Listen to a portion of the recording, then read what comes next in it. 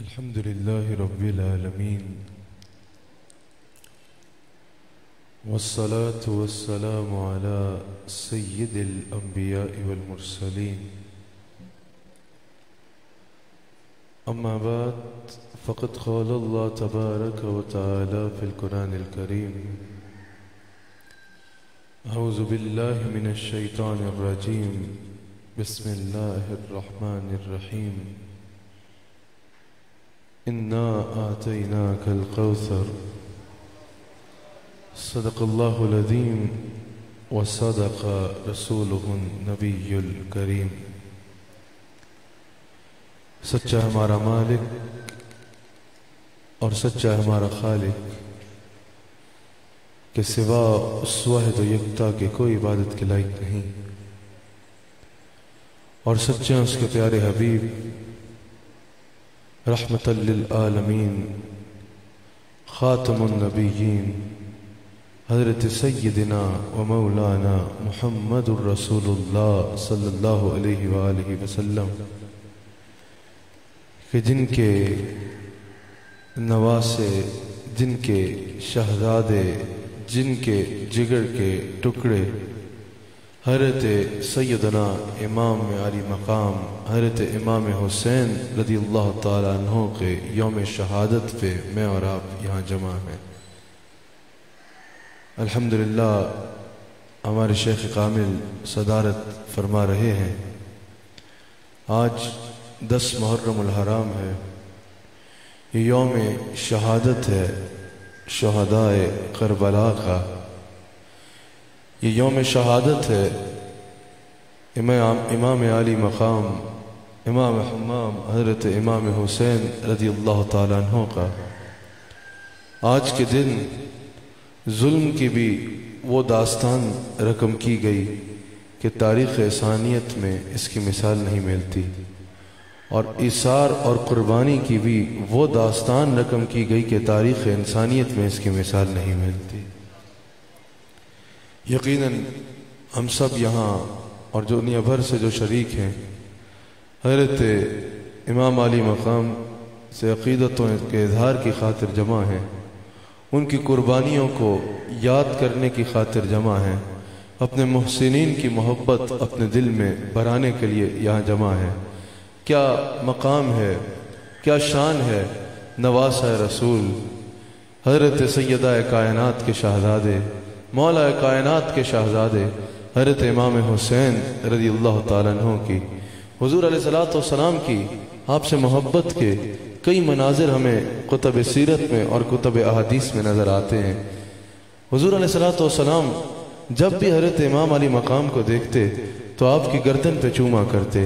حضرت امام علی مقام جتنی بار حضور علیہ السلام کے سامنے تشریف لاتے، حضور علیہ السلام کے سامنے حاضر ہوتے، اتنی بار حضور علیہ السلام ان کو بلا کے چوما کرتے۔ حسین کا مقام یہاں سے بھی اندازہ لگاؤ کہ میرے نبی نے ایک بار حجر اسود کو چوما تھا، آج تک اسے دنیا چوم رہی ہے، قیامت تک چومتی رہے گی، اور جو ایک بار اس پتھر کو چوم لے گا قیامت کے دن وہ پتھر اسے پہچانے گا بھی اور اس کی شفاعت بھی کرے گا۔ نہ صرف یہ کہ چوم لیا، اگر رش کی وجہ سے کوئی آگے پہنچ نہ بھی سکا، دور سے سلام کر دیا، دور سے اس پتھر کو اشارہ کر کے چوم لیا، اس پتھر کو اللہ نے یہ مقام دے دیا کہ وہ صرف دور سے اشارے سے چومنے کی وجہ سے وہ پتھر قیامت کے دن اپنے سے اظہار عقیدت کرنے والے کو، اشارہ کرنے والے کو پہچانے گا اور اس کی شفاعت کرے گا۔ ٹھیک ہے وہ جنت سے آیا ہے، ٹھیک ہے وہ دیوار کعبہ میں نسب ہے، لیکن قاضی عیاض نے شفا میں جو روایت نقل کی، حضرت عمر فاروق نے اس کو چومنے سے پہلے بتا دیا کہ اگر عمر تجھے چوم رہا ہے تو اس کی فقط یہ وجہ ہے کہ تجھے مصطفیٰ نے چوم رکھا ہے۔ اگر میرا نبی کسی پتھر کو ایک بار چوم لے تو اس کا یہ عالم ہے کہ قیامت کے دن دور سے اشارہ کرنے والے کو بھی پہچان لے گا۔ جس حسین کو میرے نبی نے بار بار چوما اس کا عالم کیا ہوگا۔ اگر کوئی اس سے محبت کرے گا قیامت کے دن وہ اس کو پہچانے گا بھی اور اس کی شفاعت بھی فرمائے گا، اس کی شفاعت بھی فرمائے گا۔ میں آج خطاب زیادہ نہیں کر سکوں گا، میری طبیعت کچھ ایسی ہے، گلے میں انفیکشن ہے، میں صرف اظہار عقیدت کی خاطر آپ سے مخاطب ہو رہا ہوں۔ حضرت امام علی مقام حضرت حضرت امام حسین رضی اللہ تعالیٰ عنہ حضور علیہ السلام ممبر پر رونق افروز ہیں، حسین تشریف لا رہے ہیں، حضور علیہ السلام اشارہ فرماتے ہیں اور فرماتے ہیں میرے صحابہ تمہیں پتہ ہے یہ جو آ رہا ہے یہ کون ہے؟ یہ میرے جگر کا ٹکڑا ہے۔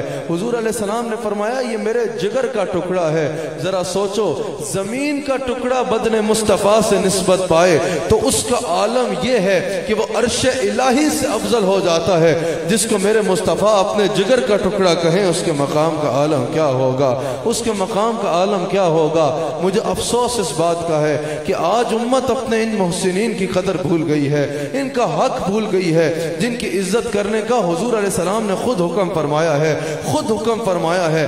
ورنہ اگر دین کا علم حاصل کرتے، اگر دین کے ساتھ جڑتے، اگر تمہارا علم خالی جو ہے وہ تمہارے اوپر کتابوں کی گٹھری نہ ہوتا بلکہ اس کو علم نافع بناتے تو تم وہ عمل کرتے جو حضرت ابو ہریرہ نے کیا۔ حضرت ابو ہریرہ جو اس امت میں سب سے بڑے محدث ہیں، یعنی سب سے زیادہ اگر احادیث مروی ہیں تو حضرت ابو ہریرہ رضی اللہ تعالیٰ عنہ سے مروی ہیں۔ ایک مقام پہ دیکھا کہ حسین گزر رہے ہیں، فوراً اپنی دستار کو اتارا اور حسین کی جوتیوں کو صاف کرنا شروع کر دیا۔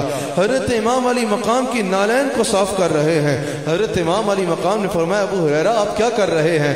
آپ ایسے مت کریں، آپ میرے نانا کے اتنے جلیل القدر صحابی ہیں، سب سے زیادہ احادیث اگر مروی ہیں تو آپ سے مروی ہیں، آپ ایسا مت کریں۔ حضرت ابو ہریرہ نے کہا حضور یہ کیا ہے جو آپ کے بارے میں میں جانتا ہوں، اگر لوگ وہ جان لیں تو آپ کا قدم زمین پہ نہ پڑے، لوگ آپ کی گردنیں، اپنی گردنیں آپ کے قدم کے لیے آگے پیش کر دیں، اپنی گردنیں آپ کے لیے آگے پیش کر دیں، آپ کا قدم زمین پہ نہ پڑنے پائے۔ حضور علیہ السلام کی حدیث ہے، مشکات میں حدیث موجود ہے، حضور نے فرمایا الحسین منی وانا من الحسین، حسین مجھ میں سے ہے اور میں حسین میں سے ہوں، میں حسین میں سے ہوں۔ محدثین کہتے ہیں حسین مجھ میں سے ہے، یہ تو سمجھ میں آتی ہے کیونکہ حضور علیہ السلام کے شہزادے ہیں، حضور علیہ السلام کی آل میں سے ہیں، لیکن میں حسین میں سے ہوں، اس سے مراد کیا ہے؟ محدثین کہتے ہیں اس سے مراد یہ ہے کہ حضور نے فرمایا کہ جب میں اپنی قبر انور میں اپنے محل مبارک میں رونق افروز ہو جاؤں گا،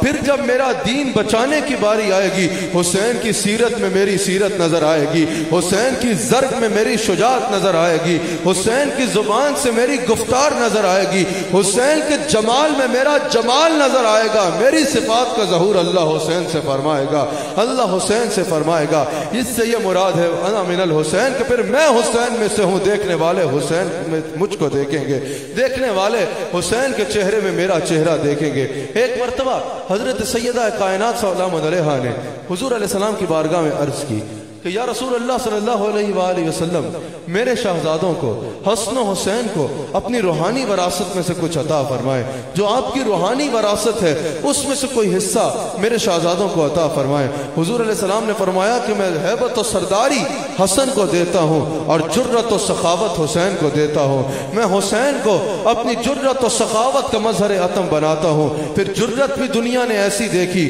کہ تاریخ انسانیت میں جرت کا ایسا منظر کم ہی نظر آیا ہوگا، شاید ہی کسی نے دیکھا ہو، اور سخاوت بھی دنیا نے ایسی دیکھی کہ اپنے خاندان کا بچہ اپنے نانا کے دین پہ قربان کر دیا اور اف تک نہ کی، اپنے خاندان کا بچہ اپنے نانا کے دین پہ قربان کر دیا۔ جرت اور سخاوت کا منظر جو میدان کربلا میں نظر آیا اس کی مثال کہیں اور نظر نہیں آتی، اس کی مثال کوئی اور نظر نہیں آتی۔ حضور علیہ الصلوۃ والسلام کی ظاہری حیات طیبہ کے بعد افضل البشر بعد الانبیاء بالتحقیق حضرت سیدنا صدیق اکبر کو خلافت ملی، حضور علیہ السلام کے خلیفہ بلا فصل ہیں۔ حضور علیہ السلام نے حضرت صدیق اکبر کا انتخاب فرمایا، حضرت صدیق اکبر تخت نشین ہوئے۔ حضرت صدیق اکبر نے انتہائی دیانتداری اور ایمانداری کے ساتھ دین اسلام کی خدمت کی، جو حضور علیہ السلام نے ذمہ داریاں دی تھی ان کو نبھایا۔ اس کے بعد حضرت عمر فاروق رضی اللہ تعالیٰ عنہ کا دور آیا، اسلام کو وہ عزت ملی، وہ فتوحات ملی کہ مسلمانوں کے دل بڑے ہو گئے۔ ہر روز آنے والا سورج مسلمانوں کے لیے نئے پیام عافیت لے کے طلوع ہوا کرتا تھا۔ آدھی دنیا پہ تقریباً اسلام کے جھنڈے لہرانے لگے، آدھی دنیا پہ اسلام کا حکومت ہو گئی۔ حضرت عمر فاروق نے بھی بے مثال خدمت کی دین اسلام کی۔ پھر حضرت عثمان غنی رضی اللہ تعالیٰ عنہ تخت نشین ہوئے، جو خلافت کی قمیض حضور علیہ السلام کی جانب سے آپ کو ملی تھی، آپ نے اس کی بھرپور پاسداری کی۔ پھر مولا کائنات حضرت علی رضی اللہ تعالیٰ عنہ خلیفہ بنے، آپ تخت نشین ہوئے، آپ نے بھی جس جواں مردی کے ساتھ دین کی خدمت کی وہ کسی سے چھپی نہیں ہے۔ پھر پانچویں خلیفہ راشد، خلفائے راشدین پانچ ہیں، پانچویں خلیفہ راشد حضرت امام حسن رضی اللہ تعالیٰ عنہ خلیفہ بنے، آپ نے بھی دین کی بے مثال خدمت کی۔ اس کے بعد سلسلہ چلتا رہا۔ 60 سنہ ہجری میں ایک لعین، تاریخ انسانیت کا ایک بہت بڑا لعنتی، ایک لعین، ایک ظالم یزید تخت نشین ہوا، یزید تخت نشین ہوا۔ 60 سنہ ہجری میں جب یزید تخت نشین ہوا، یاد رکھیے گا یہ فاسق و فاجر تھا، یہ تارک سنت تھا، یہ تارک شریعت تھا، یہ زانی تھا، یہ شرابی تھا، یہ ہر وقت شراب کے نشے میں رہتا تھا، یہ تارک سنت تھا، یہ تارک شریعت تھا۔ جب یہ تخت نشین ہوا، اس نے صرف واقعہ کربلا ہی نہیں کیا بلکہ اسی لعنتی لعنتی لعنتی لعنتی یزید نے، اسی لعنتی کے کہنے پہ 700 صحابہ کو شہید کیا گیا۔ صرف واقعہ کربلا ہی نہیں بلکہ اس کے ظلم کی داستان بہت طویل ہے۔ 700 صحابہ کو اس یزید کے کہنے پہ شہید کیا گیا، 10,000 تابعین کو اس یزید کے کہنے پہ شہید کیا گیا۔ مدینہ منورہ جیسی مقدس اور مکہ مکرمہ جیسی مشرف سرزمین پہ اس کے کہنے پہ 300 خواتین کی آبرو ریزی کی گئی، 300 مسلمانوں کی عورتوں کی آبرو ریزی کی گئی مدینہ منورہ میں اور مکہ مکرمہ میں اس یزید کے کہنے پہ۔ اس یزید نے کعبۃ اللہ پہ سنگ باری کروائی، اسی کے حکم پہ کعبۃ اللہ پہ سنگ باری کروائی گئی، یہاں تک کہ کعبۃ اللہ کے غلاف کو جلا دیا گیا۔ مسجد نبوی میں 3 دن اور 3 راتیں اس نے اذان و اقامت روک دی۔ منبر رسول کے ساتھ اس یزید نے اپنے گھوڑوں کو باندھ دیا، منبر رسول کی عزت کو پامال کرنے کی کوشش کی، منبر رسول کے ساتھ اس نے گھوڑوں کو باندھ دیا۔ جب یہ تخت نشین ہوا، جو شرابی تھا، زانی تھا، تارک شریعت تھا، فاسق و فاجر تھا، تارک سنت تھا، امام علی مقام اس کو شراب پیتے اپنی آنکھوں سے دیکھ چکے تھے۔ ایک مرتبہ امام علی مقام مکہ میں مطاف میں موجود تھے اور یہ مکہ میں مطاف میں بیٹھا شراب پی رہا تھا۔ اس نے حسین کو دیکھا تو شراب کا جام آگے بڑھایا اور کہا حسین لو تم بھی شراب پی لو۔ اللہ نے یہ نہیں کہا کہ شرابیوں کے لیے خرابی ہے، اللہ نے تو یہ کہا ہے کہ نمازیوں کے لیے خرابی ہے، آؤ حسین تم بھی شراب کا جام پی لو۔ حضرت امام حسین علیہ باللہ کہتے آگے بڑھ گئے۔ امام حسین خود اس کو شراب پیتے دیکھ چکے تھے، خود اس کی مغلظات سن چکے تھے، یہ کیسے تارک شریعت اور تارک سنت ہے، اس کی زنا کی داستانیں بھی سن چکے تھے اور اس کے قاتل ہونے میں بھی کسی کو شائبہ نہیں تھا، سب کے سامنے تھا یہ کیسا ظالم ہے۔ جب یہ تخت نشین ہوا تو مروان جس کو اس نے مدینہ منورہ کا گورنر مقرر کیا تھا، اس نے امام حسین کو اپنے پاس بلایا اور کہا حسین یزید کا حکم ہے کہ تم میرے ہاتھ پہ یزید کے لیے بیعت کر لو، تم یزید کی بیعت کر لو۔ حسین نے کہا میں یزید کی بیعت کروں؟ میں رسول اللہ کا نواسا ہوں، میں نے سیدہ فاطمہ سلام علیہا کا دودھ پیا ہے، میں سیدہ فاطمہ سلام علیہا کا شہزادہ ہوں، میں وہ ہوں کہ میرے گھر میں جبریل بغیر اجازت کے آ نہیں سکتا، بے اجازت میرے گھر میں جبرائیل آتے نہیں، قدر والے جانتے ہیں قدر و شان اہل بیت، کس زبان سے ہو بیاں عز و شان اہل بیت، مدح گوئے مصطفیٰ ہے مدح خوان اہل بیت، اور شان اہل بیت میں گستاخیاں بے باکیاں لعنت اللہ علیکم دشمنان اہل بیت۔ حسین نے کہا میں یزید کی بیعت کروں؟ میں وہ ہوں جو رسول اللہ کے پیٹ پہ کھیلتا تھا، میں وہ ہوں جو رسول اللہ کے کندھوں پہ سواری کرتا تھا، میں وہ ہوں جو رسول اللہ کی زبان چوسا کرتا تھا، میں وہ ہوں جس کے لیے حضور نے فرمایا ہے کہ نہ صرف حسین مجھ میں سے ہے بلکہ میں حسین میں سے ہوں، اور یہ یزید، یہ فاسق و فاجر، یہ قاتل، یہ زانی، یہ شرابی، میں کبھی اس کی بیعت نہیں کروں گا۔ یہ کہہ کے آپ پلٹے تو ایک اور بہت بڑا لعنتی، ایک اور بہت بڑا لعین، ایک اور بہت بڑا شیطان مروان بن حکم ولید کے پاس موجود تھا۔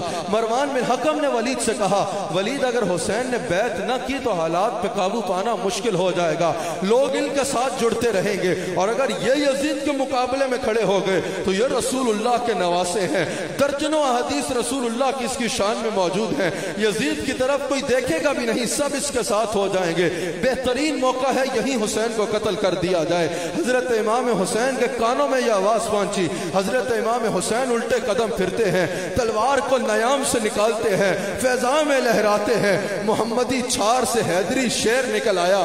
حیدری شیر نے کہا مروان بن حکم تو مجھے جانتا نہیں ہے، میں حسین ہوں، میں علی کا بیٹا ہوں اور علی ابو طالب کا بیٹا ہے، میں رسول اللہ کا نواسا ہوں، میں کبھی بھی اس فاسق و فاجر کے ہاتھ پہ بیعت نہیں کروں گا۔ یہ کہہ کے امام حسین وہاں چل دیے۔ اب یہاں پر ایک پروپیگنڈا کیا جاتا ہے، پوری دنیا میں سنا جا رہا ہے، توجہ سے میری بات کو سماعت کیجئے۔ یہاں پر ایک پروپیگنڈا کیا جاتا ہے اور آج کل پھر یزید کے چمچے یہ پروپیگنڈا کر رہے ہیں۔ کیا پروپیگنڈا ہے کہ بھئی یہ تو اقتدار کی جنگ تھی، یہ تو اقتدار کی جنگ تھی، معاذ اللہ یہ تو ان کی ذاتی جنگ تھی، معاذ اللہ دو شہزادوں کی جنگ تھی، دو شہزادوں کی جنگ تھی، معاذ اللہ امام حسین تو اقتدار کے لیے لڑ رہے تھے۔ اعوذ باللہ من الشیطان الرجیم۔ ارے اقتدار تو ان کی جوتیوں کی خاک کا صدقہ مل جاتا ہے، اقتدار تو ان کی نالین کا صدقہ مل جاتا ہے، ان کو کسی اقتدار کے لیے لڑنے کی کیا ضرورت ہے؟ جنت بھی ان کے اقتدار میں ہے، کوثر بھی ان کے اقتدار میں ہے، اللہ کی ساری خدائی پہ حسین کے بادشاہ، حسین کے نانا کا قبضہ ہے، حسین کے نانا کی بادشاہت ہے، ان کو کیا ضرورت ہے کسی لعنتی سے کردار کے لیے جنگ کرنے کی؟ یہ پروپیگنڈا ہے۔ حسین اقتدار کے لیے نہیں لڑے، اقتدار کے لیے نہیں لڑے، حسین نے انکار بیعت کی وجہ بیان فرما دی۔ انکار بیعت کی وجہ حسین نے خود بیان کر دی کہ میں اس کے ہاتھ پہ بیعت اس لیے نہیں کروں گا کیونکہ یہ فاسق و فاجر ہے، یہ میرے نانا کی سنت کا تارک ہے، یہ شریعت کا تارک ہے، یہ زانی ہے، اس نے مدینہ شریف اور مکہ شریف میں ہی 300 عورتوں کی آبرو ریزی کی ہے، 10,000 صحابہ کا قاتل ہے، 700 تابعین کا قاتل ہے، یہ ظالم اور فاسق و فاجر کے ہاتھ پہ میں بیعت نہیں کروں گا۔ حسین نے انکار بیعت کی وجہ خود بیان فرما دی۔ اور یاد رکھنا اگر حسین اقتدار کے لیے لڑتے نا تو ترماہا بن ابی بن حاتم، جو حاتم تائی کا پوتا ہے، حاتم تائی کا پوتا ہے، اس نے امام حسین کو پیغام بھجوایا۔ جب یہ بات مشہور ہوئی کہ یزید امام حسین کے خلاف بغاوت کرنا چاہتا ہے، ان کے خلاف کھڑا ہونا چاہتا ہے، ترماہا بن ابی بن حاتم نے امام حسین کے پاس پیغام بھیجا کہ آپ میری پہاڑیوں میں آ جائیں، میں 30,000 کا لشکر آپ کے ساتھ روانہ کروں گا، اور اگر اس کے بعد اور ضرورت ہوئی تو اتنے ہی اور دے دوں گا، اس سے دگنے اور دے دوں گا، تو یزید کے تختے کو پلٹ دیں گے اور آپ کو تخت نشی کریں گے۔ امام حسین نے کہا مجھے تخت کی ضرورت نہیں ہے، مجھے مسند نشی ہونے کی ضرورت نہیں ہے، مجھے اقتدار کی ضرورت نہیں ہے، میرا مقصد یزید کے مکروہ چہرے سے چادر کھینچنا اور اس کا مکروہ چہرہ امت کے سامنے لانا ہے کہ یہی وہ لعنتی ہے جس کے بارے میں میرے نانا نے کہا تھا کہ 60 سنہ ہجری میں بنو امیہ کا ایک شخص آئے گا جو میری سنت پہ حملہ کرے گا، جو میری سنت پہ حملہ کرے گا۔ انہوں نے پلاننگ کی کہ امام حسین کو اور آپ کے خاندان کو مدینہ منورہ میں ہی شہید کر دیا جائے، مدینہ منورہ میں ہی، شہر رسول میں ہی امام حسین کو شہید کر دیا جائے۔ امام حسین کو جب یہ خبر ہوئی، آپ نہیں چاہتے تھے کہ مدینہ منورہ میں خون خرابہ ہو، آپ نہیں چاہتے تھے کہ شہر رسول کی حرمت کو پامال کیا جائے، آپ نے مدینہ منورہ چھوڑنے کا فیصلہ فرمایا۔ وہ کیا گھڑی ہوگی حاضرین و ناظرین، ذرا سوچو وہ کیا وقت ہوگا۔ آج حاجی 8 دن مدینہ منورہ رہتا ہے اور مدینہ منورہ سے بچھڑنا کسی قیامت سے کم نہیں ہوتا۔ آج حاجی 8 دن مدینہ شریف رہتا ہے اور نکلتے کہتا ہے جان نکلتی نظر آتی ہے بدن سے اعظم، کوئی آسان تو نہیں طیبہ سے واپس آنا۔ آج حاجی 8 دن مدینہ پاک رہتا ہے اور مدینہ پاک سے جدائی کسی قیامت سے کم نہیں تھی۔ یہ تو وہ حسین ہے جو انہی گلیوں میں رسول اللہ کے کندھے پہ سواری کیا کرتا تھا، یہ وہ حسین ہے جو انہی گلیوں میں رسول اللہ سے کھیلا کرتا تھا، یہ وہی حسین ہے جو انہی گلیوں میں رسول اللہ کا انگلی پکڑ کے چلا کرتا تھا، یہ وہی حسین ہے انہی گلیوں میں جب چلا کرتا تھا تو رسول کہا کرتے تھے صحابہ وہ دیکھو میرے جگر کا ٹکڑا جا رہا ہے، یہ وہی حسین ہے جب انہی گلیوں میں اس کے رونے کی آواز آتی تھی حضور سیدہ کے گھر جا کے کہتے تھے فاطمہ حسین کو رونے نہ دیا کرو، مجھ سے حسین کا رونا نہیں دیکھا جاتا۔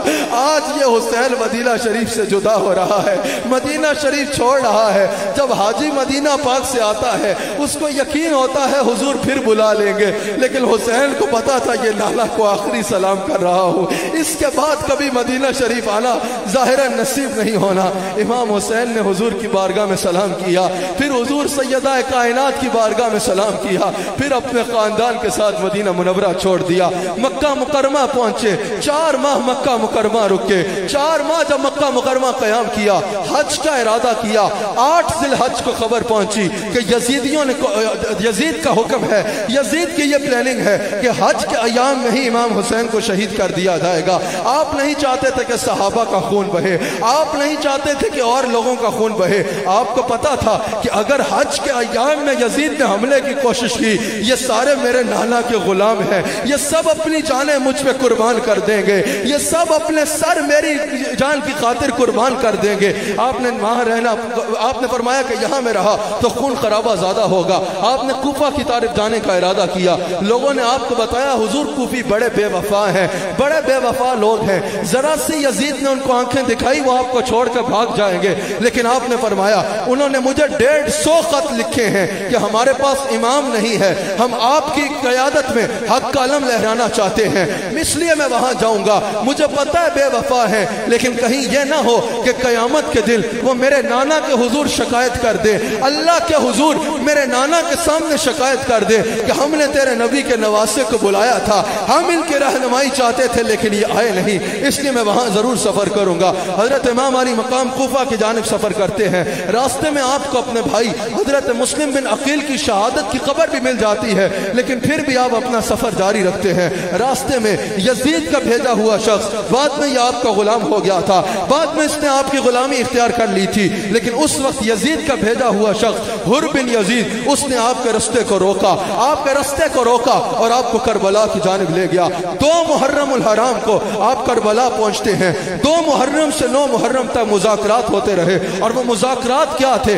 یزید کہتا تھا کہ بیعت کرو، یزید کا پیغام تھا کہ بیعت کرو، اور حضرت امام کا کہنا تھا ہرگز میں اس فاسق و فاجر کی، ہرگز میں اس فاسق و فاجر کی، اس زانی کی، اس قاتل کی بیعت نہیں کروں گا، لیکن بلا وجہ کا خون خرابہ بھی نہیں چاہتا۔ اور یزید کا یہی کہنا تھا یا بیعت کرو یا میدان میں آ کے جنگ کرو۔ بھئی کون کہتا ہے یہ جنگ تھی؟ اگر امام حسین جنگ کرنا چاہتے تو میں نے بتایا کرماہ بن ابی بن حاتم نے کہا تھا 30,000 کا لشکر میں بھیجتا ہوں۔ اگر امام حسین حج پہ اعلان کر دیتے کہ یزید مجھے شہید کرنا چاہتا ہے تو کون مسلمان ایسا ہوتا جو میدان عرفات میں بیٹھا رہتا؟ ہر ایک نے آپ کا ساتھ آ کے یزید کی حکومت کا تختہ الٹ دینا تھا، لیکن کون کہتا ہے یہ جنگ تھی؟ آپ کے ساتھ کم از 100 لوگ ہیں، 100 کے قریب لوگ ہیں، جن میں بزرگ بھی ہیں، عورتیں بھی ہیں، بچے بھی ہیں، اور وہاں 22,000 درندے ہیں۔ 22,000 درندوں کے مقابلے میں 100 کا وہ لشکر جس میں عورتیں، بچے اور بزرگ موجود ہیں، اس کو جنگ کہو گے؟ یہ سراسر ظلم و ستم ہے جو لعنتی یزید اور یزیدیوں کی طرف سے اہل بیت اطہار کے اوپر کیا گیا۔ 9 محرم الحرام کو جب سارے مذاکرات ناکام ہو گئے، مذاکرات ناکام ہو گئے، یزید کہتا تھا یا بیعت کرو یا جنگ کرو۔ 9 محرم کی شام کو حضرت امام حسین نے چراغ بجھا دیے اور جانثاروں سے خطاب فرمایا، کہا تم سب نے میرا بڑا ساتھ دیا، تم یہاں تک میرے ساتھ آئے، میں نانا کے آگے قیامت کے دن تمہاری گواہی دوں گا، میں تمہاری وفا کی گواہی قیامت کے دن اپنے نانا کے آگے ضرور دوں گا، لیکن تم میں سے اب جو جانا چاہتا ہے چلا جائے۔ مجھے نانا نے انجام ویسے بھی بتا دیا ہے اور مجھے پتا ہے یہ میرے خون کے پیاسے ہیں، تم میں سے جو جانا چاہتا ہے چلا جائے، مجھے کوئی گلہ نہیں ہوگا، مجھے کوئی گلہ نہیں ہوگا، مجھے پتا ہے یہ میرے خون کے پیاسے ہیں۔ امام حسین کے جانثار اٹھے، کہا حضور اگر آج ان درندوں کے بیچ آپ کو اکیلا چھوڑ کے چلے گئے تو قیامت کے دن آپ کے نانا کو کیا منہ دکھائیں گے؟ کس منہ سے قیامت کے دن آپ کے نانا کے سامنے جائیں گے؟ حضور ہم سب کے لاشیں گرے گے، اس کے بعد کوئی آپ کو دیکھ سکے گا، اس کے بعد کسی کی نظر آپ تک پہنچے گی۔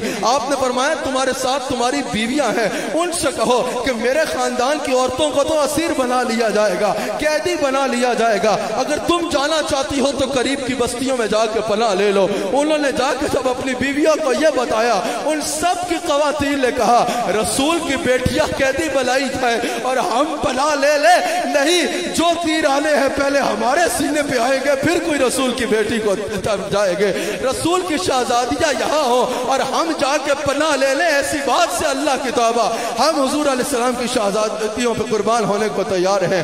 رات کا وقت ہے، سیدہ زینب فرماتی ہے ہمیں اندازہ تھا کہ صبح کیا ہونا ہے، آج آخری رات ہے۔ وہ کہتی ہے میں حسین کے کمرے میں گئی، حسین کے خیمے میں گئی تو میں نے دیکھا حسین قرآن کی تلاوت کر رہے ہیں، میں نے کہا باقی شہزادوں کا احوال دیکھوں، وہ کہتے ہیں میں باقی شہزادوں کے خیمے میں گئی تو میں نے دیکھا کہ سارے شہزادے ایک خیمے میں جمع ہیں، حضرت علی اصغر حضرت عباس سے علمدار کے گرد سب جمع ہیں، اور حضرت عباس سے علمدار پوچھ رہے ہیں بتاؤ صبح کیا کرو گے؟ سب شہزادے یہ کہہ رہے ہیں ہم سب کے خون کا قطرہ قطرہ اپنے لالا کے دین پہ قربان ہوگا، رسول اللہ کے دین پہ قربان ہوگا، اور پہلے ہمارے لاشیں گریں گے پھر کوئی حسین کی طرف جا سکے گا، پھر کوئی حسین کی طرف دیکھ سکے گا۔ اللہ اکبر، فجر کا وقت ہوتا ہے، حضرت علی اکبر نے اذان پڑھی، زندگی کی آخری اذان دے رہے ہیں حضرت علی اکبر۔ جب اللہ نے انسان کو بنایا تھا نا، فرشتوں نے کہا تھا کہ یا اللہ عبادت تو ہم کرتے ہیں، یہ تو فتنہ کرے گا، یہ تو جھگڑا کرے گا۔ آج ایک انسان نے ایسا سجدہ کرنا تھا کہ اگر سارے فرشتوں کی زندگیوں کی کمائی اکٹھی کر لی جائے تو حسین کے سجدے کی زکوٰۃ بھی نہیں بنتی۔ آج تاریخ انسانیت میں وفا کی وہ داستان رقم ہونی تھی کہ صدیوں نے اس میں ناز کرنا تھا۔ بعد آخری اذان فجر ہو رہی ہے، آخری فجر کی اذان علی اکبر دیتے ہیں، امام علی مقام جماعت کراتے ہیں، صبح جنگ کا آغاز ہوتا ہے، کہیں اول محمد کے لاشیں گر رہے ہیں، تفصیل سے بیان کرنے کا وقت نہیں، سیدہ زینب کے شہزادے کہیں اول محمد کے لاشیں گر رہے ہیں، کہیں قاسم جو حضرت امام حسن رضی اللہ تعالیٰ عنہ کے شہزادے تھے، کہیں امام حضرت قاسم کا لاشا گر رہا ہے، حضرت علی اکبر کی آواز میدان کربلا میں گونج رہی ہے، میرے باپ مجھے پکڑو، میرے باپ مجھے تھامو۔ علی اکبر کا لاشا گر رہا ہے، علی اکبر امام حسین کے ہاتھ میں دم توڑ رہے ہیں۔ روایات میں آتا ہے پہلے حسین کی داڑھی میں ایک سفید بال بھی نہیں تھا، لیکن علی اکبر کی میت اٹھا کے خیمے تک کے سفر میں حسین کی داڑھی سفید بالوں سے بھر چکی تھی، سفید بالوں سے بھر چکی تھی۔ جب ظلم و ستم ہوا یزیدیوں کی طرف سے، پانی تک بند کر دیا، حضرت امام حسین اپنے 6 مہینے کے علی اصغر کو لے کے جاتے ہیں اور کہتے ہیں اس 6 مہینے کے بچے سے تمہارا کیا جھگڑا ہے، اس 6 مہینے کے بچے سے تمہیں کیا تکلیف ہے، اس سے کیا جنگ ہے، اس کو تو پانی پلا دو۔ یزیدیوں نے کہا ہاں ہاں 6 مہینے کا بچہ ہے، لاؤ ہم اس کو پانی پلاتے ہیں۔ امام حسین سے ان کے 6 مہینے کا بچہ لیا، امام کی آنکھوں کے سامنے علی اصغر کے حلق میں تیر مار کے شہید کر دیا گیا۔ اولاد والے سوچو اگر تمہاری اولادوں کو تمہارے سامنے بخار بھی ہو جائے تو تمہاری نیندیں حرام ہو جاتی ہیں۔ حسین کا سارا گھرانہ، سیدہ زہرا کا سارا گلشن اجاڑا جا رہا ہے، اور حسین میتیں اٹھا کے، لاشیں اٹھا کے خیموں میں لا رہے ہیں۔ علی اصغر کے حلق میں تیر مار کے کہا لو حسین ہم نے اس کی پیاس کو بجھا دیا۔ امام حسین گلہ نہیں کرتے، چلو میں علی اصغر کا خون لے کے آسمان کی جانب پھینکتے ہیں اور کہتے ہیں یا اللہ میری چھوٹی سی قربانی قبول کر لے، یا اللہ میری یہ چھوٹی سی قربانی قبول کر لے، یہی میری زندگی کی کمائی تھی، یا اللہ تیرے دل پہ قربان کر دی، اس کو قبول فرما لے۔ اللہ اکبر، جب سیدہ زہرا کا سارا گلشن اجاڑ دیا گیا، جب سیدہ زہرا کے گلشن کے سارے پھولوں کو شہید کر دیا گیا، جب میرے رسول کی شبیہ کو بھی شہید کر دیا گیا، جب میرے رسول کے سارے شہزادوں کو شہید کر دیا گیا، امام حسین نے ان کو آخری خطبہ فرمایا، آخری وقت بھی ان کی بہتری کے لیے کوشش فرمائی، کہا خدا کا خوف کرو مجھے پہچانو میں کون ہوں۔ یہ خطبہ دیا امام حسین نے، کہا میں رسول اللہ کا نواسا ہوں، میں وہ ہوں جس کی زبان جو رسول اللہ کی زبان چوسا کرتا تھا، میں وہ ہوں جو رسول اللہ کے پیٹ پہ کھیلا کرتا تھا، میں وہ ہوں جو رسول کے کندھوں پہ سواری کرتا تھا،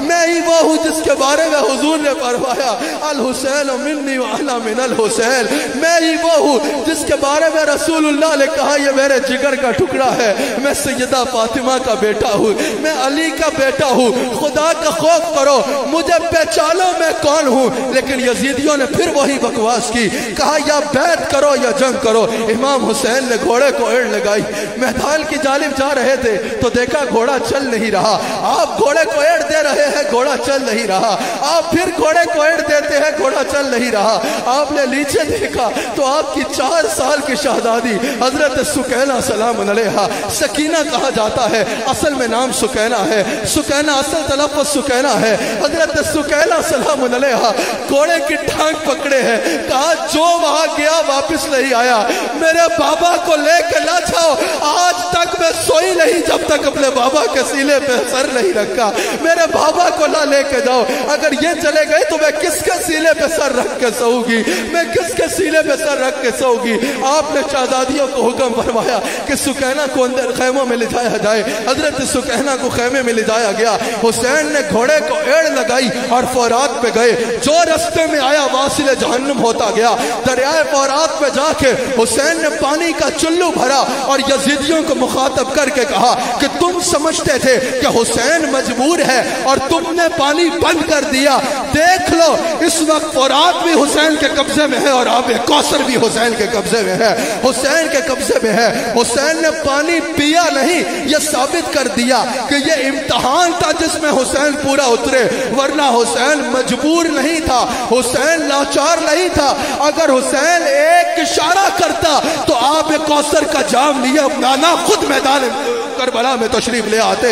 اگر حسین ایک اشارہ کر دیتا تو کوثر کی نہریں، دریا کوثر کی نہریں جو ہے وہ کربلا میں برس پڑتی، چھلک پڑتی، بارش کی طرح آب کوثر برسنے لگ پڑتا۔ لیکن حسین نے ثابت کیا کہ یہ حسین مجبور نہیں تھا، ایک امتحان تھا جس میں حسین پورا اترے۔ لوگ کہتے ہیں کہ پانی کو ترستے تھے حسین، ارے میں تو کہتا ہوں ترستا تھا پیاسا پانی۔ حسین نے کہا دیکھ لو اس وقت آب کوثر بھی حسین کے قبضے میں ہے اور فورات بھی حسین کے قبضے میں ہے۔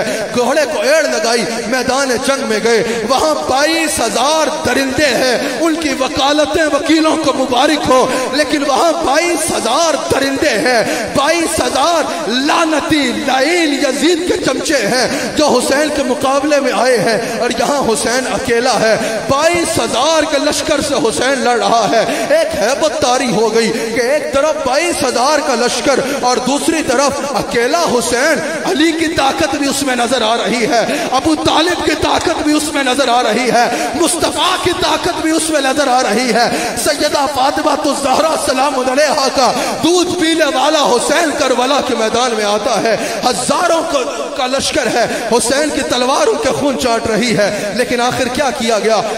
تیروں کی بارش کر دی گئی۔ 109 سوراخ تھے آپ کے ذرا پر، آپ کے لباس پر جب آپ کا لباس اتارا گیا، آپ پہ تیروں کی بارش کر دی گئی، آپ گھوڑے سے گرے، آپ سجدہ ریز ہوئے۔ آخری الفاظ سنو، آپ نے کہا یا اللہ حسین تجھ سے راضی ہے، حسین تجھ سے راضی ہے، اور حسین تیرے ہر امتحان سے راضی ہے۔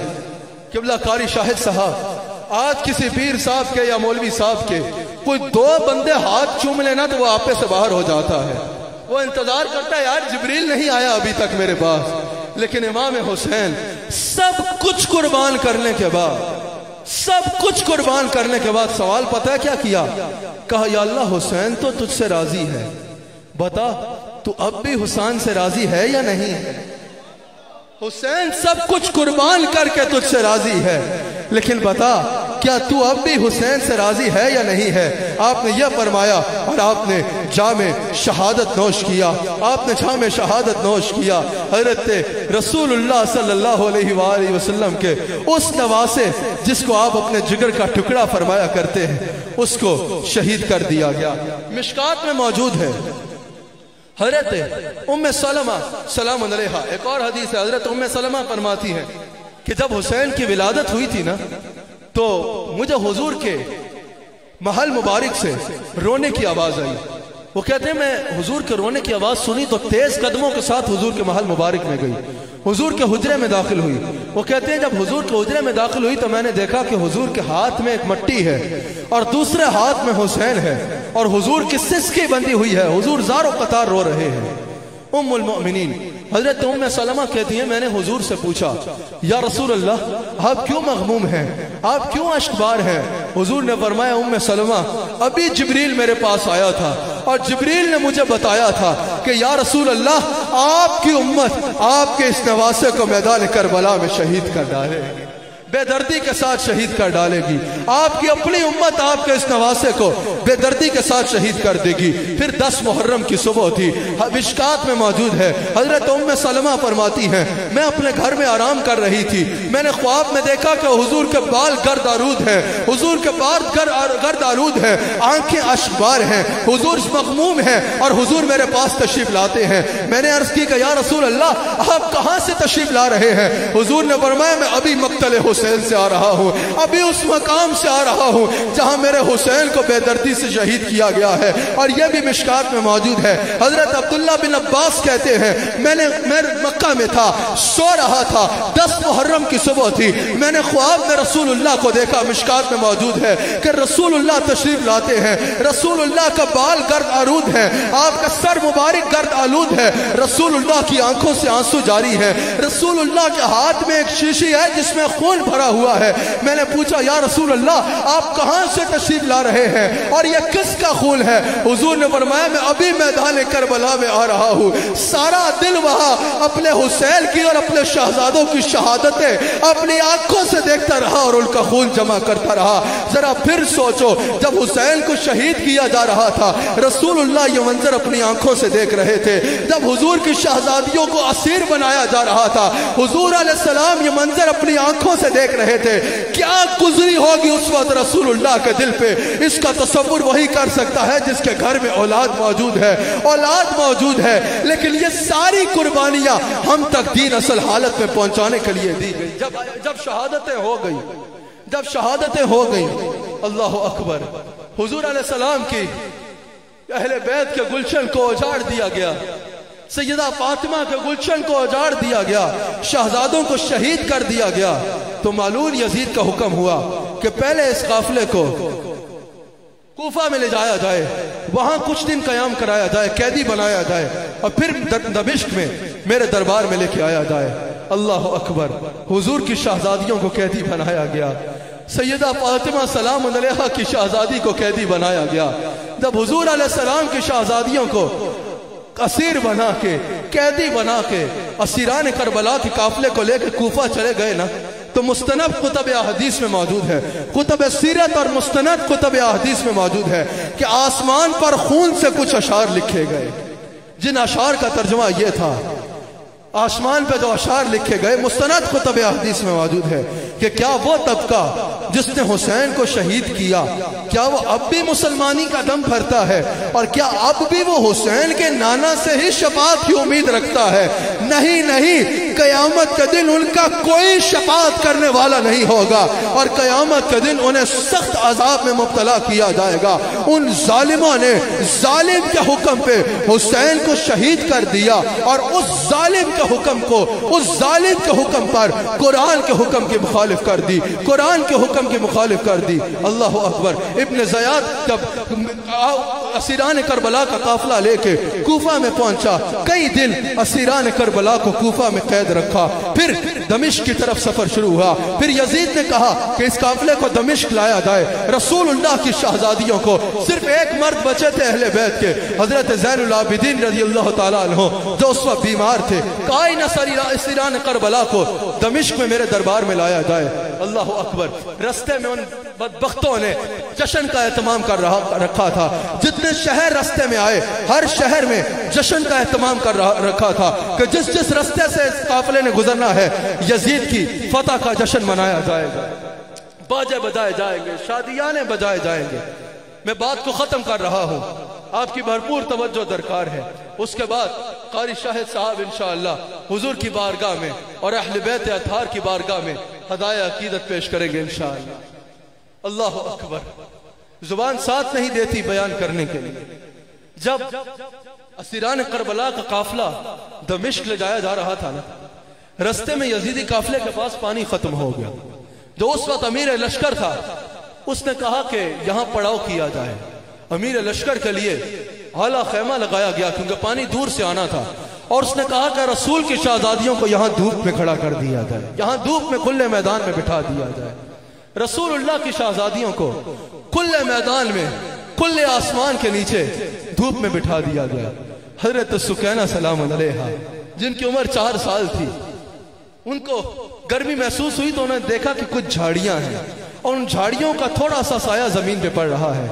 حضرت امام حسین کی بیٹی حضرت سکینہ نے ان جھاڑیوں پہ مٹی کا تکیہ بنایا اور اس پر آرام فرما ہوگی، سو گئی. یہاں تک کہ پانی آ گیا اور یزید نے کہا، یزید کے اس جو قافلے کا امیر تھا اس نے اعلان کیا کہ چلو قافلہ روانہ ہو. قافلہ دمشق کی جانب روانہ ہو گیا. حضرت امام حسین رضی اللہ تعالیٰ عنہ کا سر جس نیزے پہ تھا نا، جس کے ہاتھ میں تھا، اس کے ہاتھ سے گرا اور زمین میں گڑ گیا، زمین میں نصب ہو گیا. اس نے خوب طاقت لگائی لیکن وہاں سے نکلنے کا نام نہ لیا اس نیزے نے. باقی بھی سب نے اپنی طاقتیں آزما لی لیکن حضرت امام حسین کا سر جس نیزے پہ تھا وہ نیزہ وہاں سے ہلا نہیں. اللہ اکبر، اللہ اکبر. وہ جانتے تو تھے کہ ہم نے کن لوگوں کے ساتھ ظلم کیا ہے. وہ آئے حضرت زین العابدین کے پاس کہ کیا وجہ ہے، کیا وجہ ہے، آپ کے بابا آگے چل نہیں رہے. حضرت زین العابدین اشکبار ہو گئے. آپ اپنی پھپھی حضرت زینب سلام علیہا کے پاس جاتے ہیں اور کہتے ہیں کہ بابا آگے چل نہیں رہے، ذرا دیکھ لو بابا کے سب شہزادیاں موجود ہیں کہ نہیں ہیں، کیا رسول اللہ کا سارا خاندان موجود ہے یا نہیں ہے. حضرت زینب سلام علیہا نے سب کے نام لیے، سب موجود تھے. آخر میں حسین کی بیٹی سکینہ کا نام لیا. سکینہ سکینہ سکینہ کی صدا حضرت زینب نے بلند کی لیکن حضرت سکینہ کا جواب نہ آیا. حضرت زینب پریشان ہوئی کہ میں حسین کو آگے کیا منہ دکھاؤں گی کہ میں تمہاری سکینہ کی، تمہاری بیٹی کی چند دل بھی حفاظت نہ کر پائی. آپ پیچھے دوڑتی ہیں، واپس دوڑتی ہیں. آپ نے کہا یقیناً جہاں پڑا ہوا تھا وہاں رہ گئی ہوگی. حضرت زینب سلام علیہا فرماتی ہے میں واپس دوڑی، جس مقام پہ پڑاؤ کیا تھا ادھر پہنچی تو دیکھا رات کے اندھیرے میں ایک نقاب پوش عورت ہے، وہ سکینہ کو سینے سے لگا کے بیٹھی ہے. سکینہ اپنی میٹھی میٹھی آواز میں رو رو کے اس کو کربلا کی کہانی سنا رہی ہے. یوں میرے بھائی علی اصغر کو شہید کیا، یوں میرے بھائی علی اکبر کو شہید کیا، یوں عباس علمدار کو شہید کیا، یوں میری آنکھوں کے سامنے میرے بابا کو شہید کیا. اس طرح اب رسول کی بیٹیوں کو زنجیریں پلائی گئی، اس طرح اب رسول کی بیٹیوں کے گلے میں توق پلائے گئے، اس طرح اب رسول کی بیٹیوں کو زنجیروں کے ساتھ کھینچ کے بازاروں سے گزارتے گزارتے دمشق لے جایا جا رہا تھا. حضرت زینب فرماتی ہے وہ عورت روئے جا رہی تھی اور روئے جا رہی تھی اور سکینہ کی کہانی سن کے اس کو چومے جا رہی تھی. حضرت زینب فرماتی ہے میں نے اس عورت کو مخاطب کیا اور کہا اے مہربان عورت تیرا شکریہ، تو نے ہم قیدیوں کی بیٹی کو رات کے اندھیرے میں سنبھالا. اے عورت ذرا یہ تو بتا تو ہے کون جس نے اتنی مہربانی کی. سیدہ زینب فرماتی ہے اس عورت نے منہ سے کپڑا ہٹایا اور کہا زینب بھول گئی ہو میں تمہاری ماں فاطمہ ہوں، میں تمہاری ماں فاطمہ ہوں. جب حسین کے سینے پہ سونے والی سکینہ اس اندھیرے میں اکیلی رہ گئی، مجھ سے قبر میں رہا نہیں گیا، میں سکینہ کو سینے سے لگا لے گیا، سکینہ کو سینے سے لگا لے یہاں تشریف لے آئی. یہ آپ کی روح مقدسہ تھی، یہ آپ کی روحانی جلوہ گری تھی، یہ آپ کی روح تھی. آپ نظروں سے اوجھل ہو گئی. حضرت سکینہ کو ساتھ لیا اور دربار یزید کی جانب چلے، دربار یزید کی جانب چلے.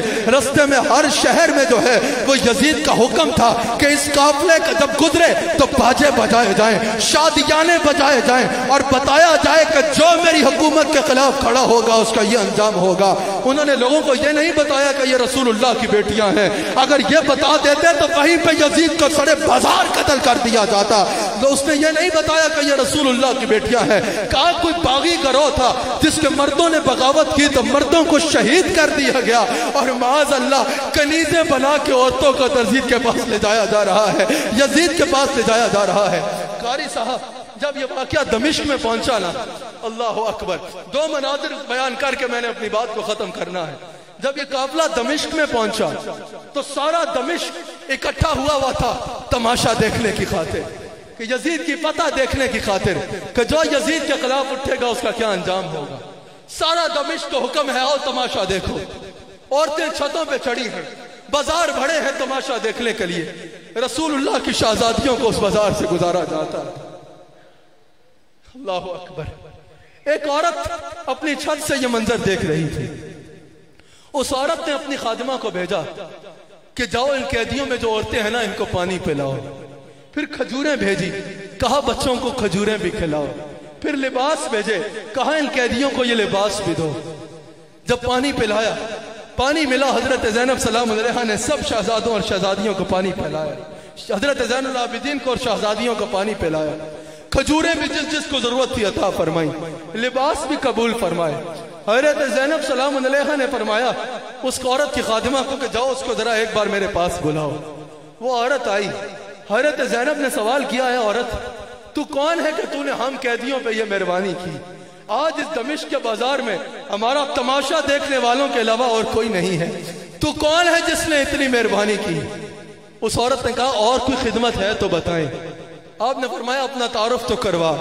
اس نے کہا میں نہیں جانتی آپ کون ہیں، لیکن اپنی جوانی میں مدینہ منورہ میں سیدہ فاطمہ کی کنیز تھی. سیدہ فاطمہ کی خدمت کیا کرتی تھی. جب میں واپس دمشق جانے کی میں نے اجازت مانگی تو سیدہ کی آنکھوں میں آنسو آئے اور سیدہ نے کہا تم دمشق جا رہی ہو، اگر کبھی دمشق میں قیدی نظر آئے نا تو ان سے بھلائی کر دینا. اگر کبھی دمشق میں قیدی نظر آئے تو ان سے بھلائی کر دینا.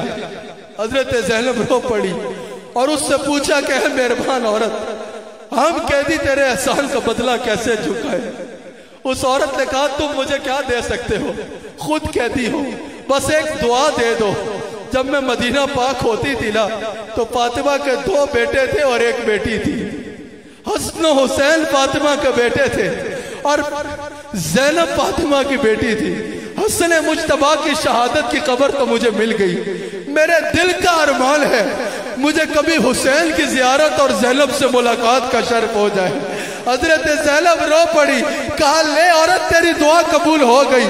یہ جو تیرے سامنے قیدی ہے اس کا نام زینب ہے اور وہ جس کا سر پہ نیزے پہ چڑھا ہے وہ حسین. وہ جس کا سر نیزے پہ چڑھا ہے وہ سیدہ فاطمہ کا بیٹا حسین ہے. حضرت سہل بن سعد کہتے ہیں میں کام سے بیت المقدس جا رہا تھا. رستے میں جب دمشق پہنچا تو میں نے وہاں دیکھا کہ عید منائی جا رہی ہے، شادیانے بجائے جا رہے ہیں. میں نے اہل دمشق سے پوچھا کہ آج کوئی تمہاری علاقائی عید ہے؟ انہوں نے کہا نہیں، حکومت کا ایک باغی گروہ تھا، اس کے سر اور ان کی عورتوں کو قریض بنا کے لایا جا رہا ہے. وہ تماشا دیکھنے کے لیے ہم سب جمع ہیں اور یزید کی فتح کا جشن منا رہے ہیں. سہل بن سعد کہتے ہیں بخاری و مسلم میں کئی احادیث ہیں جن کے راوی حضرت سہل بن سعد ہیں. کہتے ہیں میں بھی وہاں کھڑا ہو گیا کہ دیکھوں. وہ کہتے ہیں جب ایک سر نیزے پہ لگا آیا تو کہتے ہیں میری نظر کمزور تھی اور چہرہ گرد آلود تھا اور خون لگا تھا، لیکن میں نے ساتھ والے کو کہا یار یہ جو بھی ہے اس کا چہرہ شہزادے حسین سے کتنا ملتا ہے. کہتے ہیں پاس کھڑے ایک شابی نے کہا ارے تم کہاں سے آئے ہو، تمہیں پتہ نہیں یہ خود رسول اللہ کا لواسہ حسین ہے. وہ کہتے ہیں میری چیخیں نکل گئی. میں نے رو رو کے کہا ظالموں تم نے کیا کیا؟ میں نے اپنی آنکھوں سے اس کو رسول اللہ کے کندھے پہ بیٹھتے دیکھا ہے، رسول اللہ کے پیٹ پہ کھیلتے دیکھا ہے، رسول اللہ کی زبان چوستے میں نے اس کو دیکھا ہے. وہ کہتے ہیں میں اس قافلے کے ساتھ دربار یزید میں گیا اور جو کچھ میں نے وہاں دیکھا وہ بیان کیا نہیں جا سکتا. یزید نے سب کے باری باری نام پوچھے. یزید شراب کے نشے میں دھت شطرنج کھیل رہا تھا. لعنت ہو یزید کے اوپر. سارے ہاتھ اٹھا کے بولو لعنت ہو یزید کے اوپر، لعنت ہو یزید کے اوپر، لعنت ہو یزید کے اوپر، لعنت ہو یزید کے اوپر. اور یہ امام سیوطی نے بھی کہا ہے کہ لعنت ہو ان کے اوپر جنہوں نے رسول کے شہزادے کو شہید کیا. یزید شراب کے نشے میں دھت شطرنج کھیل رہا تھا. اللہ اکبر، اللہ اکبر. یزید نے باری باری شہزادیوں کے نام پوچھے. حضرت سکیلا اپنے للے للے ہاتھوں سے اپنا چہرہ چھپا رہی تھی. یزید نے پوچھا یہ بچی کس کی ہے؟ سکیلا اپنی پھپھی کے ساتھ لپٹ گئی. پھر پوچھا یہ بچی کس کی ہے؟ سکیلا اپنی پھپھی کے ساتھ لپٹ گئی. یزید نے کہا یہ بولتی کیوں نہیں؟ زین العابدین نے کہا ظالم ذرا غور تو کر، سب سے زیادہ مضبوط رسی اس بچی کے گلے میں ڈالی ہے، اتنا مضبوطی سے گلہ باندھ رکھا ہے، یہ بچی بولے تو بولے کیسے؟ یزید نے بکواس کی کہ اس کی رسی کو ڈھیلا کیا جائے. جب یزید کا افاری رسی ڈھیلی کرنے گیا سکینہ نے دوڑ کے حضرت زین العابدین کی گود میں چلا گیا. حضرت زین العابدین نے کہا یہ رسول کی بیٹی ہے، یہ حسین کی بیٹی ہے، یہ گردن کٹا سکتی ہے لیکن غیر محرم کو ہاتھ لگانے نہیں دے۔ کہا ٹھیک ہے تم خود رسی کھول دو۔ حضرت زین العابدین نے رسی کھول۔ یزید نے کہا سکینہ منہ کیوں چھپاتی ہے؟ سکینہ نے کہا تجھ جیسے بدبخت سے منہ نہ چھپائیں تو کیا کریں؟ جملہ سننا، یزید کا سوال سننا اور سکینہ کا جواب سننا۔ یزید نے کہا سکینہ تم نے ہمارا منظر کیسا پایا؟ سکینہ نے کہا یزید تیرا منظر تو گزر گیا، اب قیامت کا دن کا انتظار کر، قیامت کے دن ہمارا منظر ہوگا۔ ہم نے تو تیرا منظر گزار دیا، تو قیامت کے دن کیا کرے گا جب ہمارا منظر ہوگا۔ کچھ عرصہ قیدی رکھا گیا، پھر یزید کو یقین ہو گیا کہ اگر کچھ عرصہ بھی اور گزر گیا تو حالات خراب ہو جائیں گے۔ یہ بات پھیل رہی ہے کہ رسول اللہ کی بیٹیوں کو میں نے قید خانے میں رکھا ہے۔ یزید نے دربار میں بلایا، ایک شامی آیا اور اس نے شہزادیوں کو دیکھا، کہا یہ کہاں کی کنیزیں ہیں؟ وہ سمجھا کہ روم سے آئی ہے۔ اس نے حضرت حسین کی ایک اور بیٹی تھی حضرت فاطمہ سلام علیہا، اشارہ کیا، کہا یہ کہاں کی کنیزیں ہیں؟ حضرت فاطمہ کی چیخ نکل گئی اور حضرت زینب سے کہا کہ کیا اب ہم پہ یہ وقت بھی آنا تھا؟ حضرت زینب نے فرمایا فکر نہ کرو، ہمارے نانا کے دین کا نام لے کے یہ نہیں کر سکے گا۔ یزید کو غصہ آیا، یزید نے بکواس کی، میرے پاس اختیار ہے میں کر سکتا ہوں۔ اتنے میں وہ شامی سمجھ گیا کہ یہ روم کی کنیزیں نہیں، یہ تو رسول اللہ کی بیٹیاں ہیں۔ یہ روم کی کنیزیں نہیں، ساری دنیا ان کی کنیز ہے۔ یہ وہ ہے کہ ساری دنیا ان کی کنیز ہے، جنت کی حوریں ان کی کنیز ہیں۔ اس نے کہا یزید لعنت ہو تجھ پہ، تو نے رسول اللہ کی بیٹیوں کو قیدی بنایا۔ قاری صاحب جیسے ہی اس نے کہا کہ یزید لعنت ہو تجھ پر، یزید نے اس کو قتل کرنے کا حکم دیا۔ جیسے ہی اس نے یزید پہ لعنت کی، سمجھ رہے ہوں گے آپ، جیسے ہی اس نے یزید پہ لعنت کی، یزید نے حکم دیا اور یزیدیوں نے قتل کیا۔ یزیدیوں نے قتل کیا۔ امام زین العابدین نے کہا کہ ہمارا لوٹا ہوا مال ہمیں واپس کر دو۔ یزید نے کہا کہ ہم جو مال لوٹ لیں وہ واپس نہیں کرتے۔ زین العابدین سے کہا کہ تمہیں چند دینار دے دیتے ہیں زیادہ سفر کے طور پہ۔ حضرت زین العابدین نے کہا یزید ہم لعنت بھیجتے ہیں تمہارے دیناروں کے اوپر، ہمیں ہمارے لوٹا ہوا تھوڑا سا مال ہے وہ چاہیے۔ کہا کیا چاہیے؟ کہا 3 چادریں ہیں فاطمہ تو زہرا کی، وہ واپس چاہیے۔ 3 چادریں ہیں جو سیدہ فاطمہ نے اپنے ہاتھوں سے بندھی، وہ واپس چاہیے۔ اور ایک گل بند جو انہوں نے اپنی بیٹی کے گلے میں خود بنا کے پہنایا تھا، جس کے بدلے میں تم نے گلے میں توق ڈالا تھا، وہ گل بند لوٹا دو، ہم واپس چلے جائیں گے۔ وہ چیزیں واپس ملی، آپ واپس لوٹے۔ 3 دن کربلا میں قیام کیا، مدینہ منورہ آئے۔ مدینہ منورہ میں داخل ہونے کی سخت نہیں تھی۔ اپنے خادم بشیر کو بھیجا کہ دو اہل مدینہ کو خبر دو کہ رسول اللہ کے خاندان کا لٹا ہوا قافلہ واپس آ گیا ہے۔ مدینہ منورہ میں یہ خبر پہنچی تو ایک قرآن پھنس گیا، دیوانہ وار عورتیں اور احباب باہر آئے۔ حضرت زین العابدین، حضرت زینب یہ جا کر رسول اللہ کی قبر سے لپٹ گئی، سیدہ فاطمہ کی قبر سے لپٹ گئی اور کہا والدہ نانا آپ کا حسین شہید کر دیا گیا اور آپ کی شہزادیوں کو اسیر بنا لیا گیا۔ اللہ تعالیٰ اہل بیت اطہار کی ان قربانیوں کا ہمیں وفادار رہنے کی توفیق عطا فرمائے۔ ہمیں اللہ تعالیٰ کیا ہو گیا ہے اس امت کو، اپنے محسنین کی قدر کو بھول بیٹھے ہیں، اپنے ہی محسنین پر بھونک رہے ہیں، اپنے ہی محسنین پر زبانیں دراز کی ہوئی ہے، اپنے علم کے ذوق، اپنے تکبر میں اپنے ہی محسنین رسول اللہ کی شہزادوں، اور حد تو یہ ہے رسول اللہ کی شہزادیوں پہ زبانیں دراز کر کے بکواس کر رہے ہیں۔ اللہ تعالیٰ ہدایت عطا فرمائے، اللہ تعالیٰ ہدایت عطا فرمائے، اللہ تعالیٰ ہدایت عطا فرمائے۔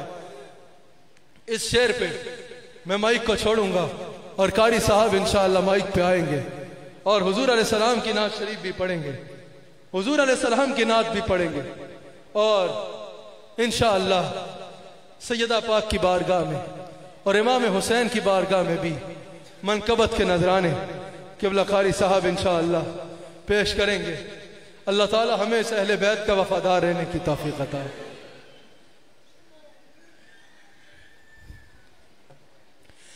باغ جنت کے پیرے مدح خالے اہل بیت تم کو مژدہ نار کا اے دشمنان تم کو مژدہ نار کا اے دشمنان اہل بیت کس شکی کی تھی حکومت کس لائی کی تھی حکومت ہائے کیا دیر تھا دل دہاڑے لوٹ رہا تھا کار والے اہل بیت شان اہل بیت میں گستاخیاں بے باکیاں. یہ اعلان پتہ ہے کون کر رہا ہے؟ حسن رضا بریلوی رحمت اللہ علیہ. سب ہاتھ اٹھا کے کہو لعنت اللہ علیکم دشمنان اہل بیت لعنت اللہ. یہ سب نہیں کرتے, کوئی کوئی کرتا ہے, اس لیے زور نہیں دینا چاہیے. دوستیاں ہوتی ہیں. لعنت اللہ علیکم دشمنان لعنت اللہ علیکم دشمنان بے اجازت دل کے گھر میں جبرائیل آتے نہیں قدر والے جان لیتے ہیں. یہ گٹھری اٹھائے ہوئے گدھے کیا جانے قدر والے جان لیتے ہیں.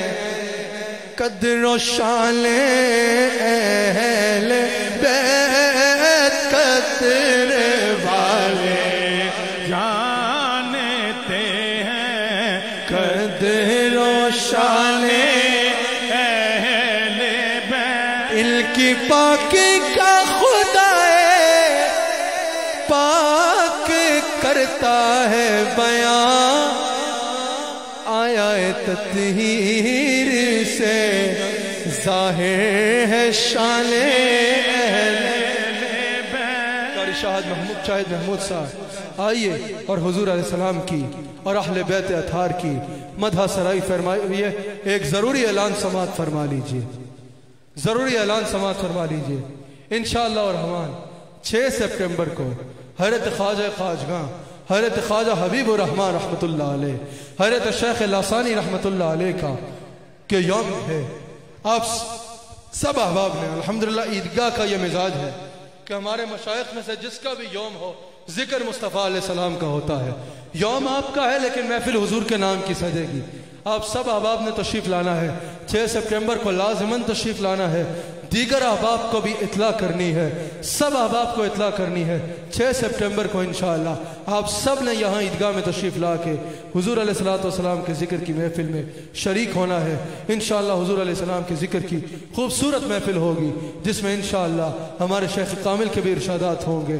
انشاءاللہ خوبصورت ثنا خوان احباب بھی انشاءاللہ حضور کی مدح سرائی کریں گے اور انشاءاللہ جید مشائخ اعظام اور علماء اکرام بھی انشاءاللہ ہدایہ عقیدت پیش کریں گے. آپ سب احباب نے 6 سپٹمبر کو لازماً خود بھی تشریف لانا ہے اور دیگر احباب کو بھی اس کی اطلاع کرنی ہے. 6 سپٹمبر بروز اتوار, اور جو نیٹ پہ سن رہے ہیں انشاءاللہ رات کو بھی میرا اسلام آباد میں خطاب ہونا ہے. وہاں انشاءاللہ امام علی مقام کے فضائل بیان ہوں گے. کون سے چینل پہ؟ براہ راست انشاءاللہ وہ آج نیوز جو چینل ہے انشاءاللہ اس پہ بھی انشاءاللہ میں رات 10 بجے گفتگو کروں گا، اور ARY پہ جو پروگرام آنا ہے اس کے بارے میں تو آپ کو پتہ ہے۔ اللہ کریم ہم سب کو حضور کا نمک حلال اور وفادار۔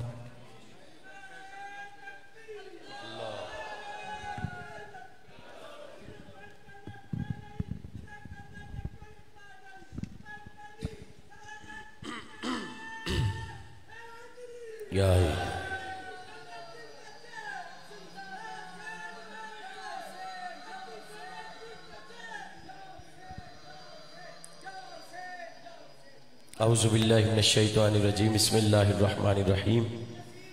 کوئی بھی دن ہو، کوئی بھی موقع ہو، عیدگاہ شریف میں الحمدللہ یہ اسی مناسبت سے محفل کا انعقاد کیا جاتا ہے۔ صاحبزادہ صاحب نے جس طرح بیان فرمایا ہے اس کے بعد پڑھنے کی کوئی گنجائش رہتی نہیں ہے، اور یہ حقیقت بات ہے کہ ہر آنکھ اشک بار تھی، اور وہ سارا منظر کربلا کا آپ جب بیان فرما رہے تھے تو ایسے ہی تھا جیسے آنکھوں کے سامنے ہے۔ تو ان کیفیات میں انہوں نے مجھے حکم دیا ہے کہ آپ بھی پڑھیں۔ حقیقت بات تو یہ ہے کہ خطاب کے بعد اتنے خوبصورت کوئی گنجائش ہے نہیں، لیکن میں ایک نعت شریف اور ایک منقبت کے چند اشعار پیش کرتا ہوں۔ عیدگاہ شریف کا اس نعت شریف میں پیغام بھی ہے، وہ میں پڑھوں گا، اس کے بعد منقبت پیش کروں گا۔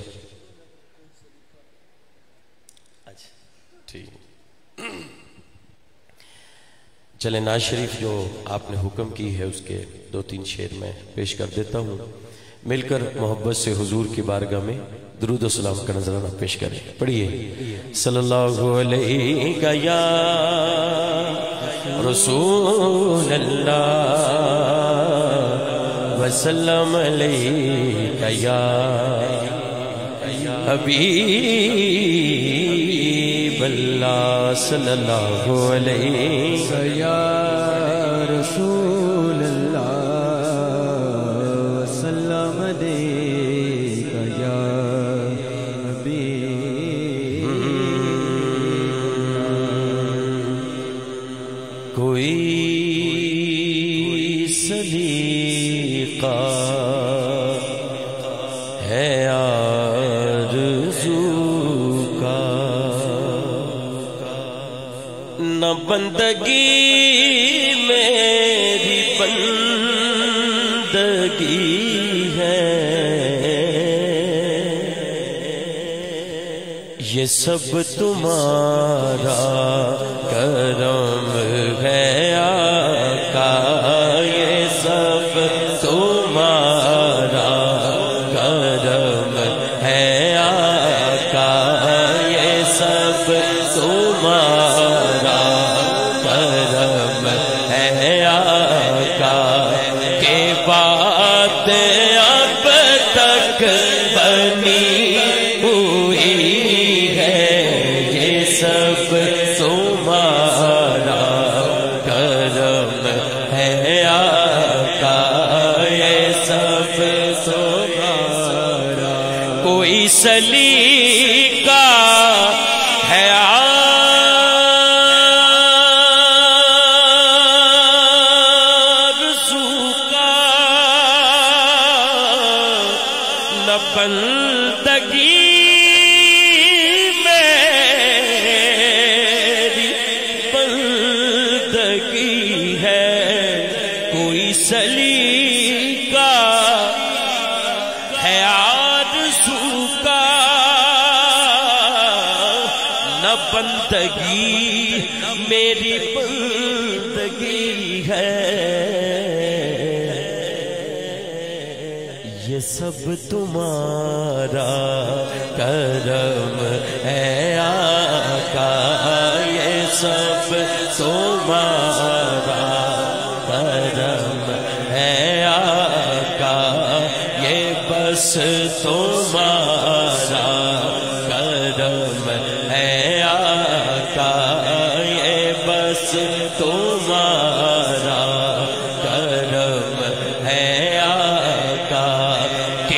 بات اب تک بنی ہوئی ہے، کوئی سلیقہ ہے آرزو کا، کوئی سلیقہ ہے آرزو کا، کسی کا احسان کیوں اٹھائے، کسی کو حالات کیوں بتائیں، یا رسول اللہ کسی کا احساس کیوں اٹھائیں، کسی کو حالات کیوں بتائیں،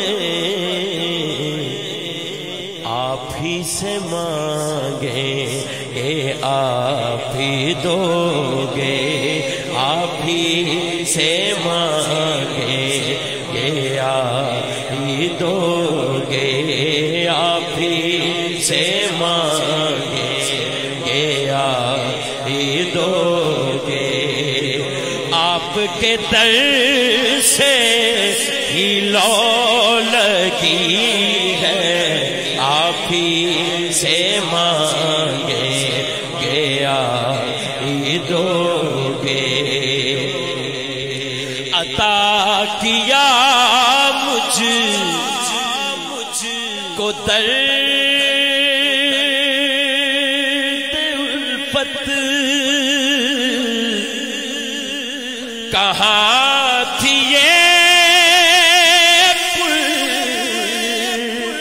خطا کی قسمت، عطا کیا مجھ کو درد الفت،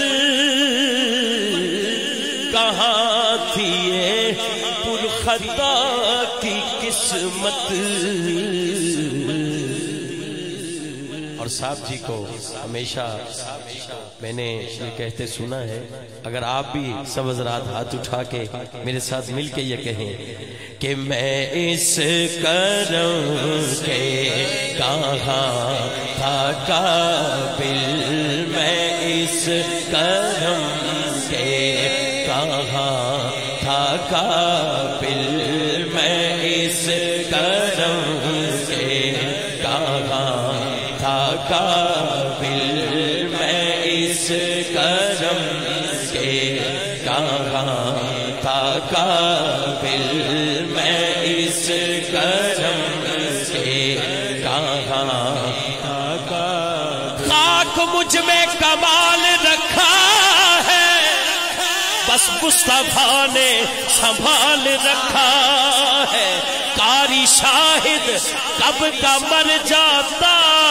آپ کے ٹکڑوں نے پال رکھا ہے، میں اس کرم کے کہاں تھا قابل، میں اس کرم کے کہاں تھا قابل، میں اس کرم کے کہاں تھا قابل۔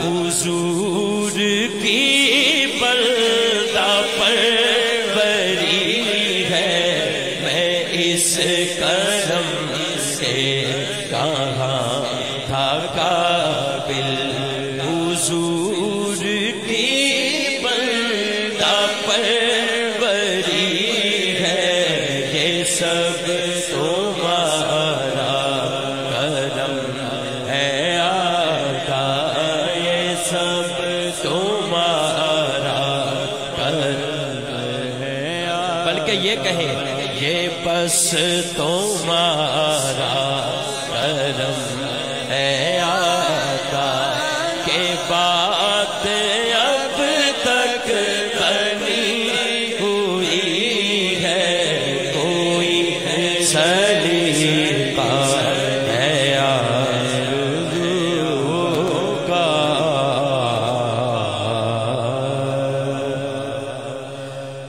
ایک شعر ان میں جڑا پنجابی دا پڑھن لگا سی عیدگاہ شریف دا پیغام بھی تسی سمجھ سکتے ہو الحاج محمد علی ظہوری قصوری رحمت اللہ علیہ انہاں دا کلام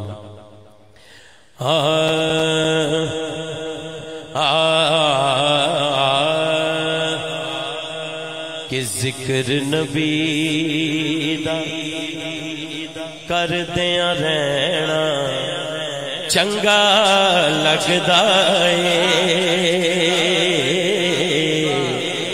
عیدگاہ شریف کا پیغام یہی ہے کہ ذکر نبی دا کوئی بھی موقع ہوئے ذکر نبی دا کر دیاں رہنا چنگا لگدا ہے ذکر نبی دا کر دیاں رہنا چنگا لگدا ہے اس بہانے رل مل بہنا چنگا لگدا ہے اس بہانے رل مل بہنا چنگا لگدا ہے ذکر نبی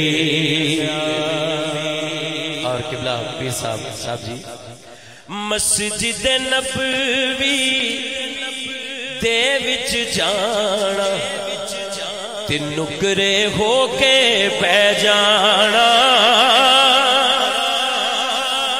مسجد نبوی دے وچ جانا تے نکرے ہو کے بہ جانا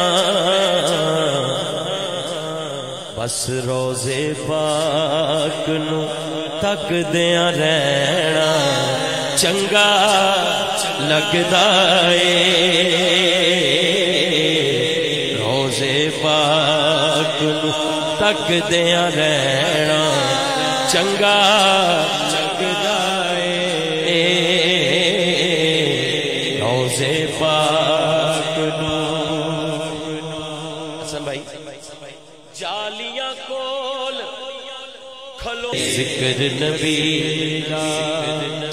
شیر دے بہت نے ایک شیر آل نبی دی عزت خاطر دا جان کے ٹہنا چنگا لگدا ہے ذکر نبی دا کر دیاں رہنا چنگا لگدا ہے منقبت